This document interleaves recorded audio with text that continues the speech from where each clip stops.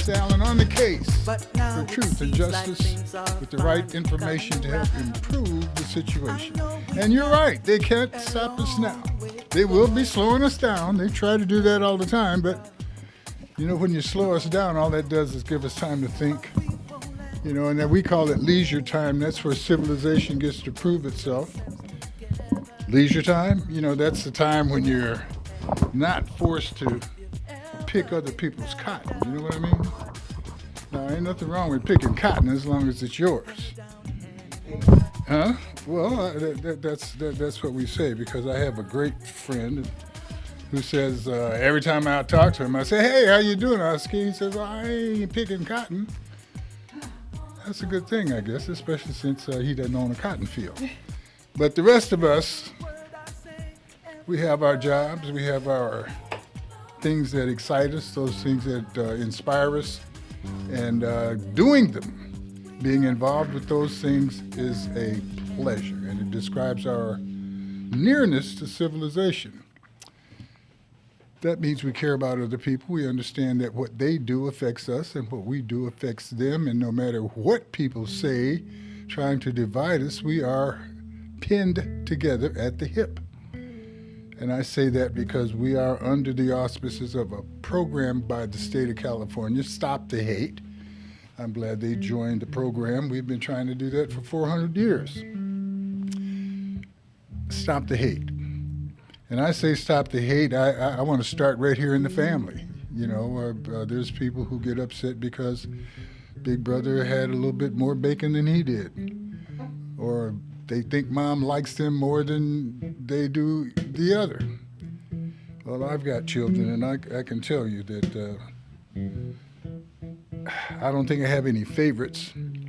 I do favor the fact that if I'm around them, I'm in better shape than I am than when I'm not around them. I also say that having children is a pleasure. It's not the easiest thing in the world to do, but that's part of the pleasure. And part of my pleasure today is have someone with me at the desk who is a professional information provider about children. I didn't say she was a professional children maker or any of that, but I do know that she has studied and become documented as a professional expert in taking care of children, babies.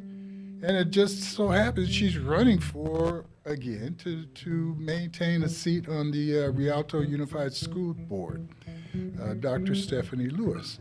And she's going to be my unofficial co-host today. Dr. Stephanie, how are you this morning? Oh, I am well. Good. And happy to be here. Very good, very good. See, she is educated. She didn't say she was good. She said she was well. But she's probably good, too. It's all good. Okay, very good. Very good. And today must be Stephanie Day, because on the line with us we have Stephanie Frederick. She is the CEO of the Cooperative Economic Empowerment Movement. This is a nonprofit organization that was started by our good friend Reggie Webb, Dr. Reggie Webb. He's no longer with us in the physical, but we're going to do everything we can to maintain his memory in the spirit as well as in the practical. That being the organization, once again, SEAM, the Cooperative Economic Empowerment Movement. Stephanie, how are you this morning? Excellent. Excellent that you are excellent. That's very good. Stephanie, what we want to do right away is remind people that Dr. Webb's memorial will be taking place this coming week, and it's not something, I hate to say it like this, but you probably could get a ticket to a Taylor Swift concert easier than you're going to get a seat at his memorial. Or as I'd like to say it, by the way, thank you for having me on today. Good morning to everyone. It might be easier to get a ticket to Kamala Harris's acceptance of a DNC nomination than it will be to get a seat. but try to come join us. It's going to be Friday, on August 23rd at 11 a.m. It's a celebration of life for Dr. Reggie Webb. It's going to be in Fontana at the Water of Life Community Church. And Bishop L. Sykes, who was his bishop, his pastor, Dr. Reggie Webb's pastor, from Crossword Church in Moreno Valley, is going to officiate and give the eulogy. Sure. How do you begin to eulogize a man like Dr. Reggie Webb? You know, a man of integrity. Yes. You know, just brilliance. A man who loved his people and loved his community, and loved this community. And it wasn't a quiet love either. No, he loved out didn't loud. keep his love a secret. This was not a secret love affair with the community. This is a man who stepped out. Well, he qualified himself quite unusually by actually being what he would like to see other people become. He was a tremendous businessman. He was not started off with a silver spoon, and he was a family man.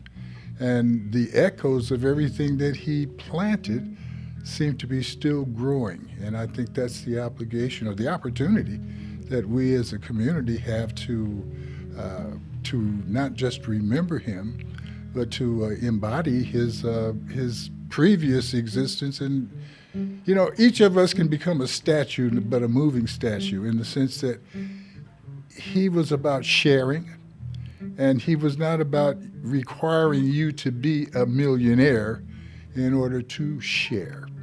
And that's. Can you tell us a little bit about SEAM and the legacy that he is leaving us the opportunity to grow with? I would love to. I am the CEO of SEAM, and I'm the new CEO, so I just started this year. And Dr. Reggie Webb created SEAM back in 2018. But actually came to mind before that. His daughter Kiana tells me that he was actually very ill at the time in the hospital. And God gave him a vision of SEAM, the Cooperative Economic Empowerment Movement. He didn't give him that name, but he gave him the idea that go in and help young business people give back, give what you've been given. And Dr. Reggie Webb believed that, lived that, did that. He had an affinity for entrepreneurs because he himself was one. He pulled himself up by his own bootstraps, but he knows that there were other people that helped him along the way. Yeah, he had to put some boots. He had to get some boots. He did. wasn't born with boots. He had to get some boots. He earned those boots as being an employee. He learned what he had to know before he could press the button to go. And that's one of the things that some of us are very stubborn about doing, educating ourselves, preparing ourselves to make the move. And I think that is part of his core value circumstance, core values for moving forward. Part of that is preparation. And he was prepared. He prepared himself. He didn't just walk in and have McDonald's access him to, 14 or 16 franchises. 16. Mm-hmm. He didn't go in and all of a sudden, because he was there, McDonald's decided to say, hey, Reg, how about you guys putting together a Black Owners of McDonald's organization and, kind of pinch us on the nose and slap us on the butt and make us become equitable. Those are things that he's kind of self-generated. Go ahead. Go ahead. No, I was going to say that, he started in he's from Indiana, and if you can imagine this, his parents put him on a bus at the age of 10 with a bag of chicken and some pound cake and sent him down to live with his great-grandparents to help them tend to their farm, to the family farm. When you say down to his grandparents, where was that? Madison, Arkansas. So he crossed that Mason-Dixon line, and everything changed on that bus. He had to go from the front to the back. They didn't take his chicken, did they? I take it he ate some of that chicken because that was a 30-hour a 30-hour bus ride. Man, that was one of the most beautiful aspects of traveling to the South and back was that shoebox full of chicken and white bread and everything else that went along with it, but mainly the chicken. I remember we'd get in the car. My parents are from Mississippi, and we moved into Chicago area, Joliet, Illinois. And 2 or 3 times a year, we would go back to Mississippi, sometimes driving, and sometimes I'd be lucky they'd leave me there, and I'd come back on the train with my aunt or something, but there was always that familiar shoebox of good food, deviled eggs, chicken, the whole. Don't get me started. I mean, but I am started. You're making me hungry. Yes, and so he moved into he understood about Arkansas. Tell us more. Yeah, I mean, he helped attend the family farm, so he was, even as a child, he was a worker. His grandmother moved him out to Southern California, and she worked for elderly Jewish lady, and that Jewish lady and another man taught him about life. And he ended up joining the Coast Guard, and he wasn't really, a sports person, but he learned about being competitive from being in the Coast Guard. And he wanted to be the best he could be. They said he went from an E1 to an E5, and that's running up the ladder there. That's moving pretty quickly. Right. He wanted to be the best that he could be. And one of the stories I've heard is that, Coast Guard, you got to know about Morse code and everything. And the Russians were the best at Morse code. So Dr. Webb, or he was Reggie at that time, right? Just Reggie, decided he was going to best the Russians at knowing Morse code and being fast about Morse code. And he did that. It seems that anything he put his mind to, he could do. And I think that came from his upbringing, his family, teaching him that family over everything, being the best that you could be. And he's tried to pass that along to so many others. It wasn't just his family, but, I'd tell his family all the time, thank you for sharing him with us. Because this is a man that many entrepreneurs can pick up the phone and call when they have an issue or question, or they need help with a contract or help trying to put a proposal together. Dr. Reggie Webb picked up the phone and talked to them and imparted wisdom and helped them with their businesses. It is an honor to be the CEO of SEAM and to protect his legacy and to continue his legacy. How can other people participate in that legacy other than trying to get a ticket to the memorial? Because the memorial that we really want to see occur is the one that lasts from now on, not the beginning of it that takes place on Friday. Tell us about how, basically the mission of SEAM and how people can participate. Great. Thank you for asking that. Our mission is to support Black entrepreneurs. Our mission is to not just call it a membership, but we call it belonging. We believe in a more elevated business community. We believe in helping each other. There's 47 million Black people in this country. A SEAM membership is $100. If 47 million people gave $100, we wouldn't have to go to anyone for anything, sir. Say it again. 47 million Black people in this country. A SEAM membership is $100. Regular membership. And the reason, I'm going to tell you what you get with that membership in a minute. But if we all gave $100, we would have $4.7 billion a year. You wouldn't have to go to Chase, the Bank of America, the PNC Bank, or any other bank to ask for anything, because we could help each other. Reggie Webb used to say all the time, he would talk about this African proverb, you can go fast by yourself, but you can go far together. Now listen, the others give credit to that quote to Warren Buffett or to Al Gore or to Cory Booker, but it's an African proverb. And Dr. Webb quoted it all the time. We can go far together. We're stronger together. And that's what we believe at Theme. If you check us out, our website, www.theme.coop. We're cooperative. Theme is spelled C as in Charlie, E is in empowerment, E is in economic, M is in movement.coop. And if you check us out, you'll see that we offer a lot of support for Black entrepreneurs, for Black business people. We offer free AI classes. We're teaching you how to get ahead. AI is here, and if you're not involved, you will be left behind. Oh, you're involved. You're definitely Yes, sir. involved because they don't have to ask for permission to motivate, use. We've been doing. The fact that you're having the classes is amazing, and I salute you for doing that. And I encourage people. They're free, sir. Yes. They're free. I tell everybody, get on here. We're going to give you the tools, the AI tools you need to do your business better, faster, and more effectively. We also have a grant list that we put out monthly, free for Theme members. The other this month, it was 14 pages of grants. Free money for your business. And these are grants available for, these are not just for nonprofits, these are for businesses. These are for businesses, yes, sir. Yes, sir. You know, I got a call the other day from a young lady. She's a member of Theme, and she just secured a contract with JetBlue.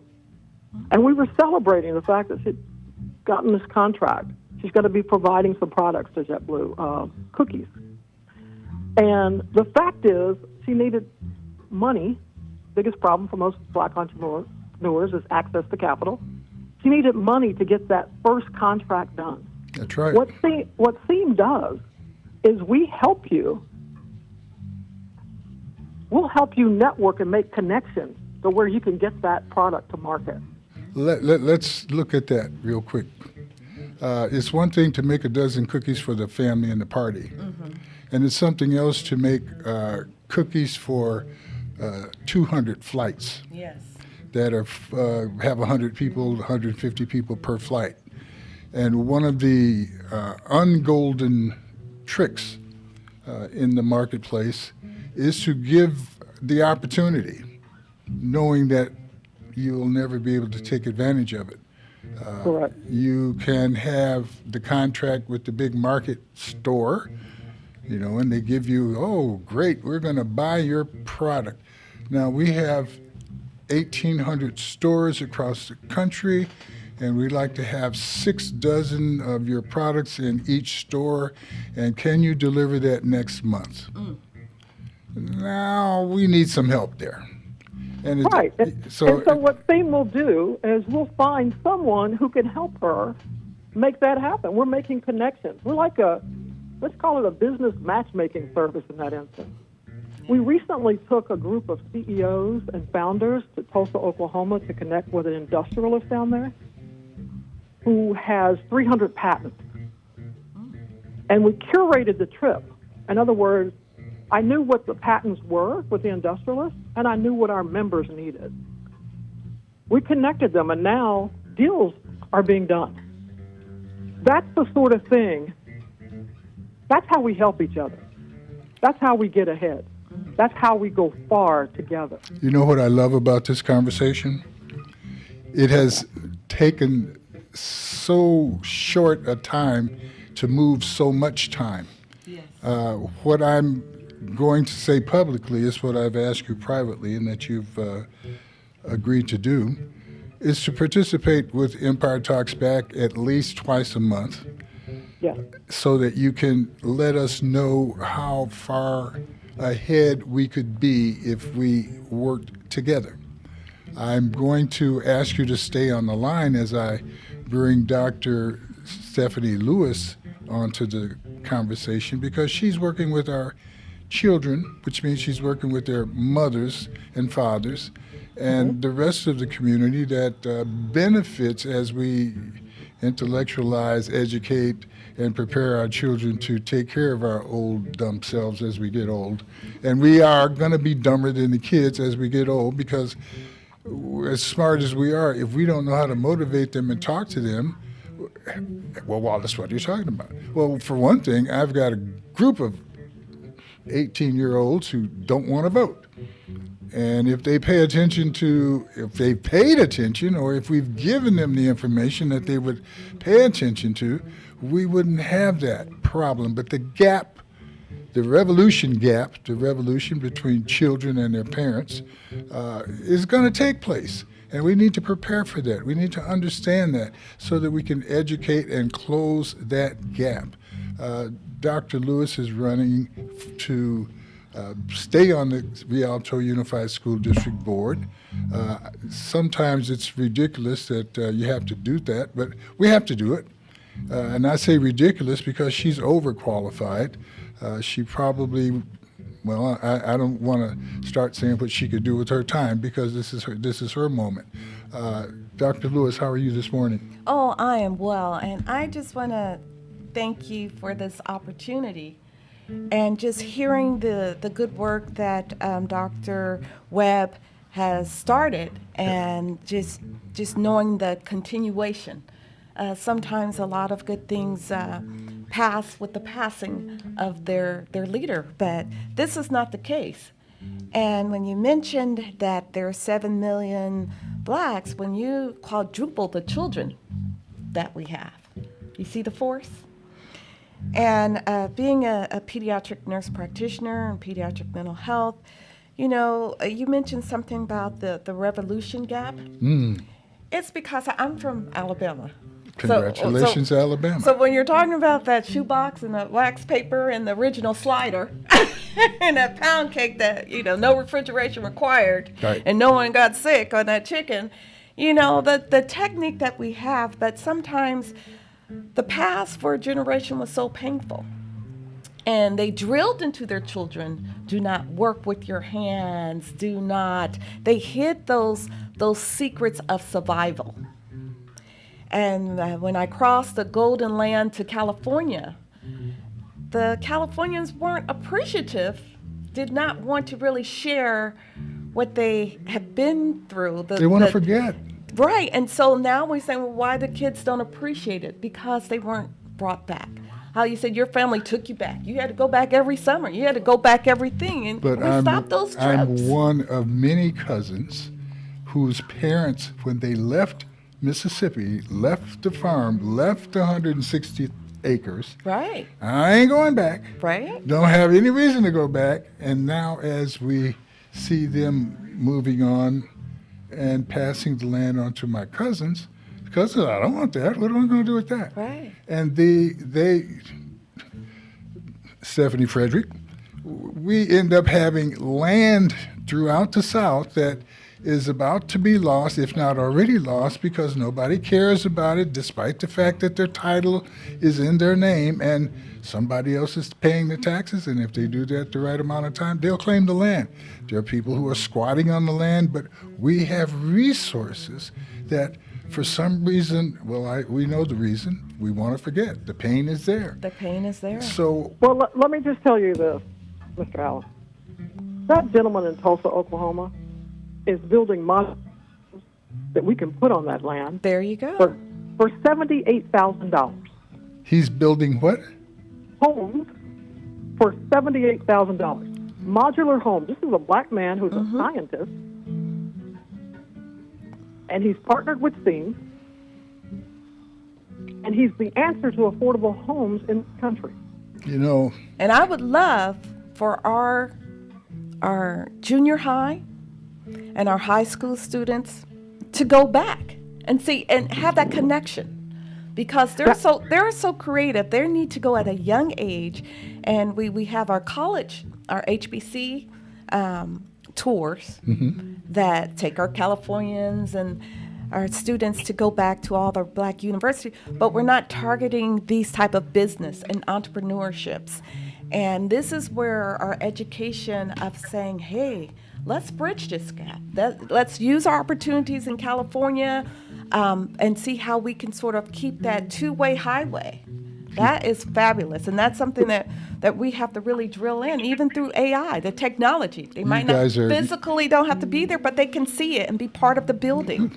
I don't have hair on my neck, but you guys are making it rise up, and I'm getting all of this this energy. It's amazing. Well, let me say to my namesake there that I don't know what's happening in Rialto schools. I really hope that you get on that board, because what I'd like to do, I'd like for SEAM to partner with that school district, and we set up an entrepreneurship program for those young students.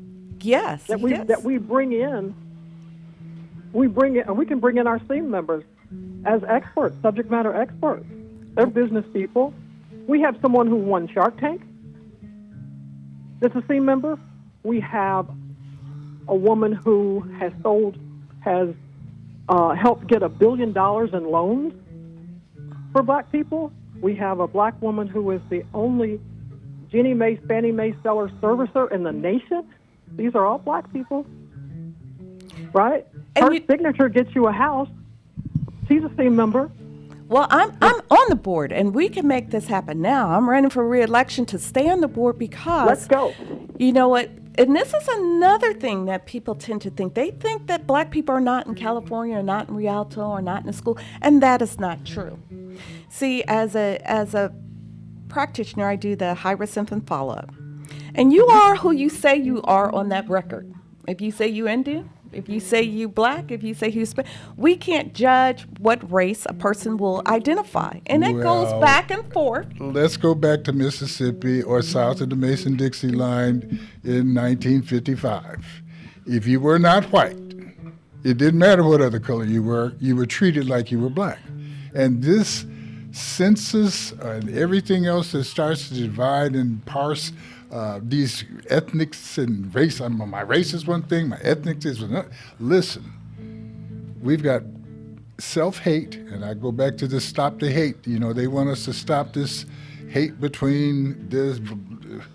It's inferred that, you know, it's white people that hate. We start in the family hating ourselves. We start hating our property. We start hating our past. We start hating our neighbor. We start allowing this divide and conquer. Watch, as we talk about reparations and black people getting reparations, more and more people will admit they're black. We lost so many people in the 40s because they were able, because of miscegenation, able to pass for white. And the population of so-called black people went down, and I would imagine that there's probably a lot of people. I read in the other paper the other day where a young athlete, not really young, admitted, well, my father was black. Well, what happened? Well, he looked totally white, so it was to his advantage to stay that way. But an infant, it doesn't matter. Because well, no, we love all of the children. But so this is taught, and they're when I work at the migrant camps, unaccompanied minors, they do not say they're Hispanic. No. They call, that's American things once they cross over. Whether it's intended or not, it divides and conquers. It comes back. But then when you go on the other spectrum as a senior, when you're at the senior age and you need a caregiver or assistant, they don't care. They want someone that's not stealing, reliable, knowledgeable, and helpful. So it's that middle passage where all the drama come in. I remember several years ago there was a poll, and it was at the time when USA Today was popular, so you know how long ago that was. But they asked young people who their heroes were, and I think they had 5, and of the 5, 4 of them were black. Black people have an attraction, a magnetism for the world, but for some reason, and I'm not going to get tied up with that, I'm going to look at the possibilities. We are the leadership because we include everybody. Go to your family reunion and you will see everybody on the planet looks like our family. And somehow we want to, and I say this quite often during the show, I'm talking about black people because it includes everybody. If I talk about anybody else, it really does separate and segregate. But when I say black, I can talk about affirmative action for black folk, and we can look back and see, now who really benefited from affirmative action? It wasn't just black folk. Not at all. So You know what, Mr. Allen? That's why Dr. Reggie Webb led with love. He believed in leading with love. It didn't matter, no. where you come from. It didn't matter whether you had money or not. He says, let's get in here and help each other. Right. And that's what our community needs to be about. We need to help each other. Yes. We help, Because nobody's coming to save us, sir. No. And No one's coming to save us. So we have to be there for each other. We have to say, hey, how can I help you? Mm-hmm. We have to keep these values, the same values that Dr. Webb had. He's always led with integrity and honesty and caring and kindness. core we can't value. be about the crabs in a barrel thing. I'm from Louisiana, sir. So when you talk about black, one drop. That's right. One drop, you're black. That's okay? right. That's right. And I'm from one of those families where, some of the people were passing. But let me tell you this. It was very clear to us. My parents made it very clear to us that we're black. And when you reach out into the Well, the rest of those people in Louisiana let you know you were black too. As soon as you tried to, and once again, I don't want to dwell on the evil that is available. I want to look at the point of this. Right here in California, where we have an open door to fix affordable housing issues through the use of the ADU, and I'd see it, to me, it would be easier to create 1,000 dwellings if we built them in people's backyards, as opposed to trying to find permits to build them in apartments and looking and ignoring the impact that makes on cities and on schools and things of that sort. And when you say, Ms. Frederick, that Yes, sir. we have a gentleman who's building houses in Oklahoma, and my question is, can we give him an order big enough to be sure that he is busy enough to take not only professional, well-trained people to build, but young apprentice people to help build, or use them as he takes his prefab houses and brings them to Rialto, that our young kids can become apprentices and learn how to build them and erect them and make the money that they deserve doing them. That's exactly what we're working to do. That's what. FEMA is So we working just to do need, so we need with Dr. backyards. Alexander. So we just need backyards. So I'm on the right track. But we need value. I think it's backyards, it's property. You get the property, you put the houses on them. I mean, it's not difficult, and it's not as expensive as most homes are here. But So the land is going to cost you, right? No. But Hold I on. wanna add this other point. I wanna add this point. This is so exciting. You know how I know it's exciting? We have not had one commercial break. Oh, And that's okay. That's okay. You got to pay your bills. No. sir. You just have This to pay your bill is bills. paid by West Side Story today, so we're okay. But I want to take note of that, because solving and taking advantage of our issues. See, right now there's people who have backyards who are listening, who have no idea how to take advantage of ADU, because they don't have time to go to the city hall and figure out what to do. But SEAM does. But we have to value the trades. And there it was drilled into young people. I don't want you to work with your hands. I don't want you to work as hard as I did. I don't want you to have a job outside. And we were the skills. My we dad, were my the dad was skills. a contractor, a mason, So- and he didn't say it like that. But we have It's the to same way put- with the cotton field. I don't want you working for somebody else with your We hands. have to put value in that. Put 'em in business. That you need both sides of your brain and body. And that's what we did to a lot of our children. And now we say, oh, they're lazy, they don't want, because we drilled that into them and we did not prioritize that skill. Now we're coming back to the skill. We can't even fill these skills classes. Well, here's what we need to do. There you go. We need to drill into our young people to own their own business. Right. The That's only right. way that you're going to have wealth in this country. But they've to got to own see real us estate. supporting each other's businesses, because And right valuing now, what everyone does. Right You now, own your own business, and you own real estate. and That's the pathway to wealth, right? That's the generational wealth as well. But we So need to get that's why theme is so important. and we need to You get know. to stop the hate, because part of the hate is we have to support the businesses. In all the aspects. Yeah. Now Value. Reggie was smart enough to say, well, let's put businesses out there that they just have to go to. If you got to get gas, let's start the gas station. There you go. You know, obviously McDonald's was a place where you got to eat, so come by here. So we have to be smart in figuring out what kind of businesses we want. We are, Mr. Allen, Please. McDonald's was more about real estate than burgers and fries. and more about supplies to the store than it is see what I'm about saying? anything You see else, what I'm because saying? 70% of the cost factors in the store is the supplies. So you don't want to just sell, you want to be able to sell to the store. So And that's he- the purpose of the And franchise. he had to value his staff He had to value his and his yes. people. Yes. He did. And He put- cared about. put- He really cared about people. There are people that have been with Dr. Webb since they were. And you see how people employees talk of down that McDonald's. industry? Yes. You know? Yes. And so there used to be a saying, whatever your hand finds to do. You know what I'm saying? You do it well, you move, you advance, you don't stay there. But as far as our young people, we have to put the value into work. That all work is work. No matter what have- level. AI makes it a lot better, ma'am.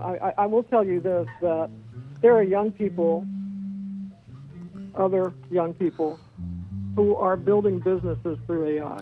And other people and- are saying that's the devil and they're going to take your brain. You know what I'm saying? That negative. But here's what I'm that's telling you. crazy. If you can set up a business, Right. and AI shows you, you can put it, you can prompt it. I'm a big AI enthusiast. Oh, You should know that. I think it's amazing. I have made this the summer of AI for our team members. We had interns from Cal State San Bernardino, and we were able to secure a Google certification for every one of our interns this summer. We turned around and offered that also to our members. A Google AI certification on your LinkedIn profile gets you to the top of the list. Okay, it's time for me to interrupt again. We have, this is an emergency. This is a different type of an emergency because it's been going on for a while, but the emergency that I'm speaking of is that we have solutions and we need to figure out how we can take advantage of our solutions and solve some of the problems that are existing. But we also have that other level of emergency that we can actually solve with some business. Right. Deborah Williams, you're on the line with us, please. Good morning. Deborah is over an organization called Building Resilient Communities. Part of their mission is to inform and demonstrate and prepare people for emergencies of a natural disaster type, including, what all types of emergencies. Deborah, how are you? And I'm sorry to be moving so fast, but I'm happy to be moving so fast. No, I am great, and I've been listening to the conversation, and I think it's really interesting and very important. With what you do, and explain to us again what you do, and we're going to figure out how we can help our young people make some strides toward economic empowerment in helping you do what you do. Okay, fantastic. So our organization is Building Resilient Communities. We've been around since 2012, and we work with the communities here in the inland region, both Riverside and San Bernardino counties, to help families and small businesses, youth, and houses of worship prepare for disasters. As we're going through our daily lives, disasters are happening all the time, and they're happening more frequently. I mean, wildfires. You hear a lot about wildfires right now.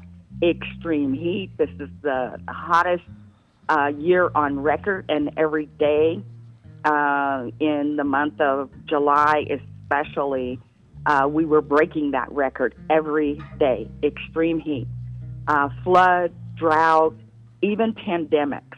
Nobody ever thought we would have a COVID pandemic, but then we did. So our focus is helping provide equity or get equity into the entire disaster preparedness, response, and recovery system, especially for the African American community.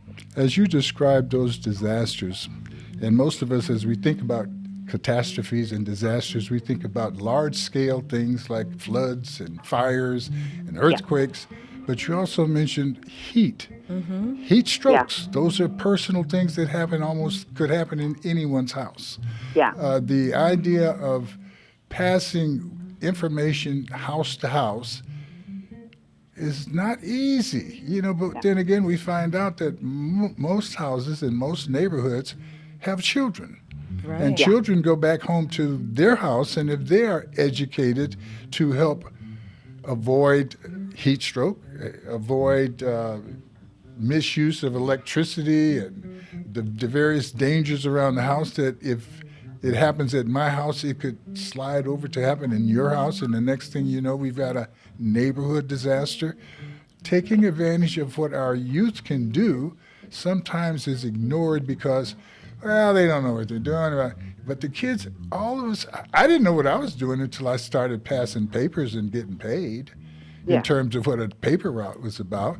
I knew that I could stay and get in the truck and go with my dad and haul bricks around, but he encouraged me not to do that by letting me know that if I had something else to do that was worthy, I didn't get to go to work with him. You got something else to do. You can't go to work to me like I wanted to. but he made that available. Oh, you're going to go to summer school? That's better than going to work with me, but what are you going to do after summer school? Well, I don't know. Well, I'll tell you what, I'll come by and pick you up and let you go to work with me. Man, I had to figure out what to do. I remember one of the things he would say is, well, buddy, what you got going on? And I'm stupid. Oh, nothing, Dad. He said, oh, I'll take care of that for you. Come on and go move those bricks from behind the barbecue pit to behind the garage. Oh, Dad, guess what? They're already behind the garage. He said, I meant moving from behind the garage to behind the barbecue pit. And it took me a while to figure out. Then one day, it hit me. He says, hey, buddy, what's up? What are you doing? I said, Aunt Chris wants me to go down to the store for her and do some things, and then I'm going to go across the street and help Aunt Effie do. He said, okay, good. You got something to do. There you go. And that was the motivation sometimes to not do something, was to motivate me to actually want to do something. And I think that as we expose what our kids can do, what they're already doing, they're picking up information at school and they're going home. Part of that information can be stuff that will help make the community stronger, better, building more resilient communities. I'm excited to bring people together, and today you guys once again have made my toes curl because of what the potential is. One point in a disaster, a lot of times when your lights are off or your power's off, right, and they're don't tell no one. They're embarrassed about the situation.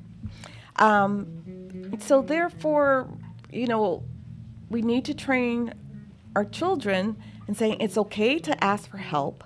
Sometimes that the plumbing is not good in their apartment, but they feel that I have an apartment, and they don't know the avenues of getting the things up to standards, to advocate. They're afraid they'll get kicked out. And so they're living in a disaster every day. No air, no heat, no plumbing. There we go. And they feel threatened that they will get reported or put out if they will identify.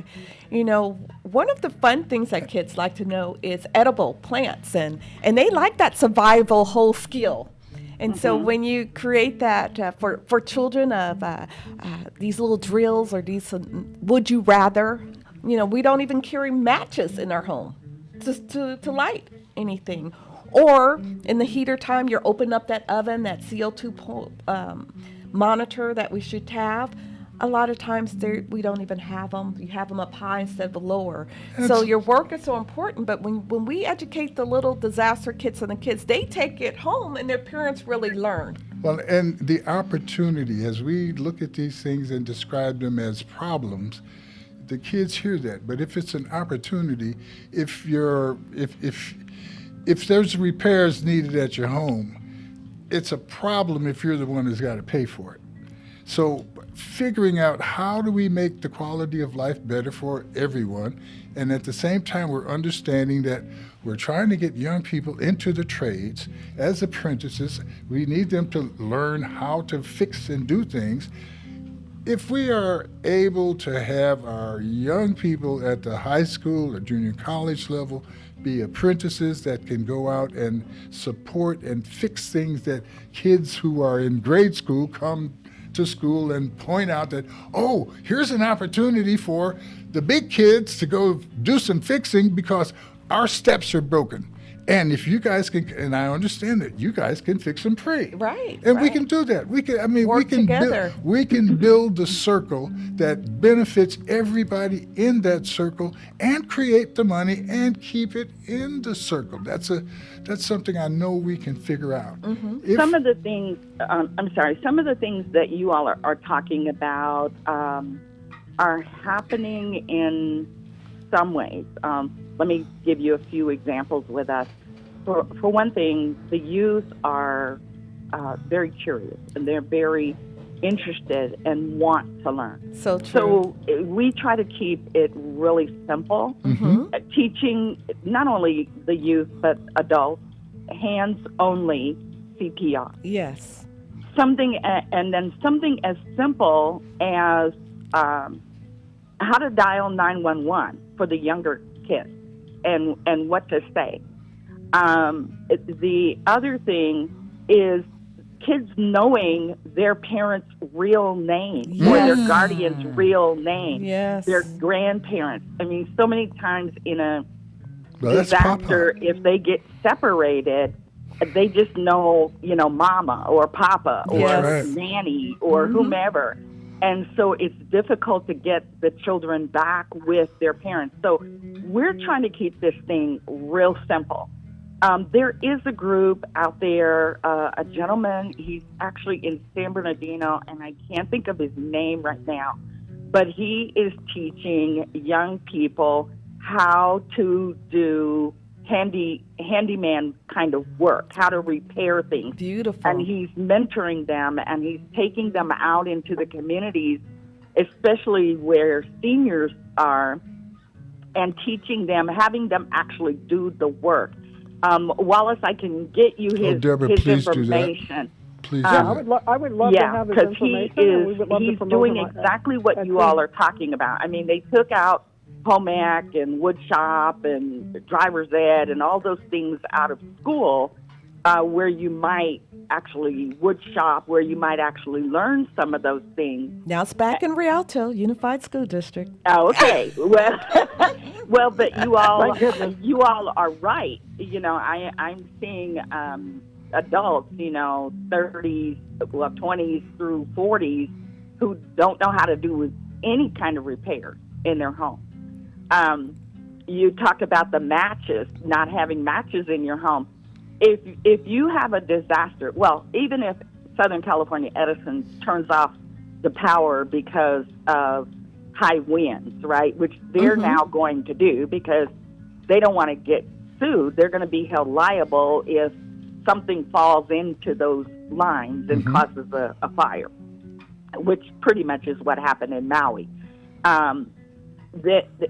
We don't even remember. We're all so modern these days and have electronic pilot lights on our stove. It's like if you're hungry, oh shoot, the microwave's not going to work because it's electric. Well, I need to warm something up. Well, how am I going to warm it up? The stove won't come on. We've forgotten the days when you used to either take a match or something and light a. And I'm real old school back from Missouri, and I know my grandmother used to take a piece of paper and light it and stick it to the stove. Yeah. To turn on the gas. The gas still works. Yeah. Right. So it's simple things that we are trying to teach people. Even when you talk about extreme heat, that connects economically. That connects with the electric bill. How do we make sure that people are not running the air conditioning in a way that their bill doubles. All of that, everything ties together. Yes. Boy, I'm glad we didn't waste any time with commercials, because we still don't have enough time to complete the thoughts that you guys have generated today. And I appreciate that. And I'm very happy to be able to say that Deborah has been on with us in the past, and she knows that she's welcome to come back, and so she's used to it. I have already offered Stephanie Frederick the opportunity, and so I think she's excited enough to really want to take advantage of it. And Dr. Lewis is, I have a disclosure. I am endorsing her fully for her position as Rialto School Board, so Thank you we don't so have to much. talk about that part. So I'm inviting her to come back as often as we can, and I'm going to be in touch with you guys this week so that we can pull these things together. Deborah, I need the name of that handyman teacher. Yes. Yes. And it becomes an excuse for us to work a little together, because we just need to do that. And we're all right here on Route 66, so that's the deal. Once again, the quickest hour on radio, Stephanie Frederick, SEAM, we appreciate you so much. And once again, I hope you guys were able to fit that ticket. Once again, if you can't get there, I can hop on Route 66 and get to the Democratic Convention. That'll be a lot easier. Deborah Williams, we're going to keep on building our resilient communities. And Dr. Stephanie Lewis, God bless you. Thank you so much. See you thank next week. you. And Anthony Garcia, my mood master. Boy, you do the deal. I appreciate you. Eric, great job. See you guys next week under two circumstances. One, if the good Lord's willing. Two, if the creek don't rise. Hey, and we're learning how to swim. Don't forget Winona. NBC News.